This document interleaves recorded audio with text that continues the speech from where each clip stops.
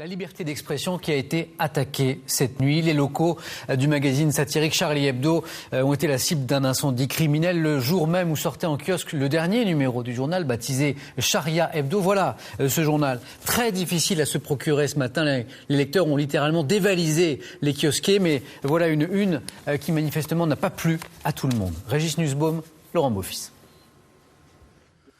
Quand il est arrivé ce matin, le directeur de Charlie Hebdo n'a pu que constater les dégâts. Les locaux de la rédaction ravagés par un incendie qui a détruit les ordinateurs et tout ce qui permet de fabriquer le journal. Une catastrophe pour l'hebdomadaire satirique. Sharia Hebdo, c'était pour déconner. Là, c'est pas pour déconner. Et on a l'impression que c'est la première charia qui est appliquée. Enfin, le premier point de la charia qui est appliquée. C'est-à-dire, je ne sais pas si ça existe dans un quelconque régime, mais voilà, insulter le prophète, ça coûte un incendie, quoi. En cause, ce numéro de Charlie Hebdo sorti ce matin est rebaptisé Sharia Hebdo. À la une, le prophète Mahomet promu rédacteur en chef pour fêter la victoire du parti islamiste en Tunisie. Ce matin, l'indignation est générale. Claude Guéant, le ministre de l'Intérieur, s'est rendu sur place. Au nom du gouvernement, et je crois pouvoir le dire au nom de tous les Français, je voudrais dire le soutien qui est le nôtre à un journal, tout simplement. On aime ou on n'aime pas Charlie Hebdo, mais c'est un journal. La liberté de la presse est une liberté sacrée. L'incendie criminel est condamné par toute la classe politique, mais aussi par le Conseil français du culte musulman. Bien que les musulmans puissent être choqués ou offensés par le ton caricatural du journal à l'égard de l'islam et des musulmans, rien ne peut justifier la violence à l'égard du journal. En 2006 déjà, Charlie Hebdo avait provoqué les foudres des islamistes et reçu des menaces après avoir publié les caricatures du prophète. Ce matin, l'hebdomadaire s'est littéralement arraché, comme à Paris, où il n'y avait plus un seul exemplaire disponible dans les kiosques. En attendant, l'équipe de Charlie Hebdo devrait s'installer dans les locaux du journal Libération afin d'être en mesure de sortir normalement dès la semaine prochaine. Cette nuit, un cocktail Molotov a déclenché un incendie qui a détruit toute la rédaction. L'hebdomadaire s'intitule avec ironie cette semaine Sharia Hebdo. Le site internet a aussi été piraté avec une page d'accueil en arabe invoquant Allah. Les réactions d'indignation se multiplient. Le ministre de l'Intérieur Claude Guéant s'est rendu sur place en fin de matinée. Il parle d'attentat. Arnaud Comte, Antonin Broutard. C'était le cœur de la rédaction. Là où étaient entreposés les ordinateurs des journalistes et les maquettes de Charlie Hebdo. L'objet incendiaire a été jeté par cette fenêtre du rez-de-chaussée vers 1h cette nuit. Des témoins disent avoir aperçu 2 personnes prendre la fuite. Ce matin, les dessinateurs découvrent, bouche bée sur le trottoir, une partie de leur travail. Ça, c'est la preuve que les gens qui ont fait ça, ce sont de véritables mécréants. Les plus grands mécréants, c'est pas nous, c'est ceux qui ont fait ça. Depuis plusieurs jours, le journal recevait de nombreuses menaces en raison de ce numéro en kiosque depuis aujourd'hui. L'hebdomadaire est rebaptisé Sharia Hebdo et présente Mahomet comme son rédacteur en chef. Pas une provocation, crient les journalistes, mais une simple caricature des mutations en cours dans le monde arabe. Est-ce que vous voyez que c'est provoquant ? C'est quelqu'un qui a le sourire, c'est quelqu'un de positif. À aucun moment dans le journal vous trouverez quoi que ce soit de provoquant, c'est de l'humour. Et que je sache, il n'y a aucune loi coranique qui interdit le rire.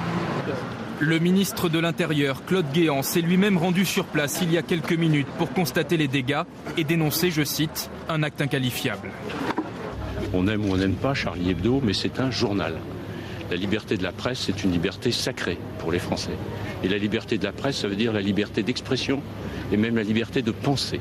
Sur la toile aussi, Charlie Hebdo a été victime d'une attaque la nuit dernière. La page d'accueil de son site présentait ce matin une photo de la Mecque et ce slogan « Pas d'autre Dieu qu'Allah ». Et nous retrouvons en direct du siège de Charlie Hebdo, Charb. Bonjour et merci d'être avec nous. Vous êtes le directeur de la rédaction de l'hebdomadaire. Est-ce qu'il y a une revendication après cette attaque ? Savez-vous qui a attaqué le siège de votre journal cette nuit ? Dans la mesure où on ne peut plus consulter nos mails, on ne peut plus rien consulter du tout, on n'a pas de revendication. À ma connaissance, il n'y a pas eu de revendication de fait par ailleurs. Et je n'ai aucune idée de qui a commis cet acte.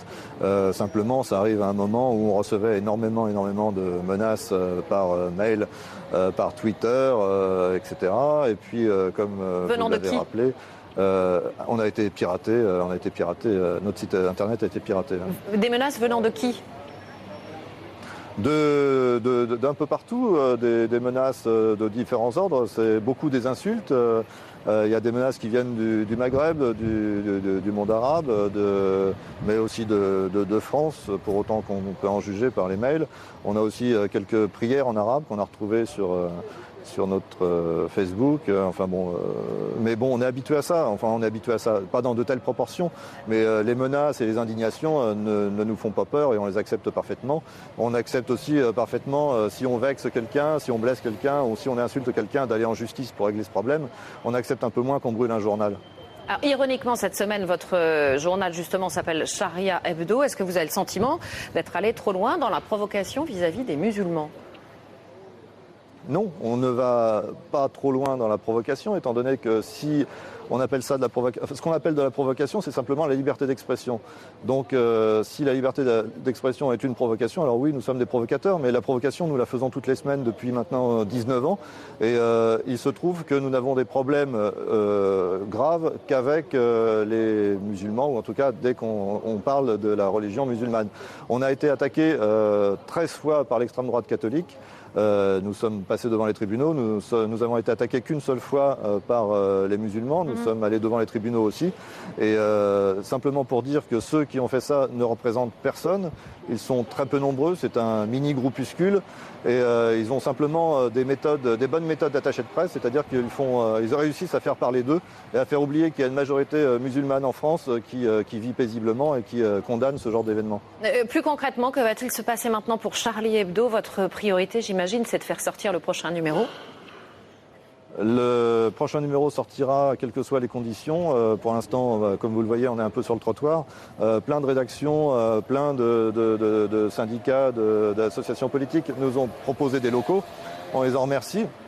Et dès que possible, enfin de toute façon pour sortir un journal, on a besoin de quelques ordinateurs et un coin de table. Donc ça, on va l'avoir dans la journée ou demain. Et à coup sûr, Charlie Hebdo sera mercredi dans les kiosques comme d'habitude. Merci à vous, Charles. Vous étiez en direct devant le siège de votre journal à Paris. Alors justement, les musulmans sont-ils choqués par la une de Charlie Hebdo ? On sait que dans les préceptes de l'islam, la représentation de Mahomet est interdite. Nous leur avons posé la question ce matin. Voici le reportage de Florence Bouquilla et de Jean-François Monnier. Le prophète Mahomet Hilar qui menace de 100 coups de fouet celui qui n'est pas mort de rire. Cette une de l'hebdomadaire satirique, rebaptisé Sharia Hebdo, choque-t-elle les musulmans de France ? Moi ça me touche ce dessin, c'est juste ce petit dessin. Le fait qu'il écrit Mahomet, vous pouvez mettre un barbu, ça dérange pas. Mais sans qu'il y ait le nom Mahomet qui apparaisse dessus. C'est tout. On voit qu'il n'y a pas de respect. Pourquoi rire et avoir de l'humour sur quelque chose de sacré il n'y a pas d'humour. Et franchement, si on est musulman, c'est pas ça qui va ébranler sa foi ou des choses comme ça, quoi. Et puis voilà, si Dieu veut se défendre, il se défendra tout seul, hein. Il est assez puissant. Hein. Si les autorités religieuses condamnent bien sûr l'attentat contre Charlie Hebdo, elles regrettent tout de même la caricature. Toute expression qui a un caractère injurieux, et quelle que soit la religion, récemment encore avec l'Église catholique, nous paraissent ne pas aller dans le sens de l'apaisement. Pour cette réalisatrice tunisienne, la liberté d'expression est un droit inaliénable et les musulmans comme les autres doivent le comprendre. Il va bien falloir que les musulmans comprennent la différence entre l'expression artistique et le reste de l'expression. Mais il n'en reste pas moins qu'on a le droit d'exprimer toutes les opinions qu'on veut. La polémique, en tout cas, aura eu un effet concret. Ce matin, les lecteurs se sont précipités dans les kiosques.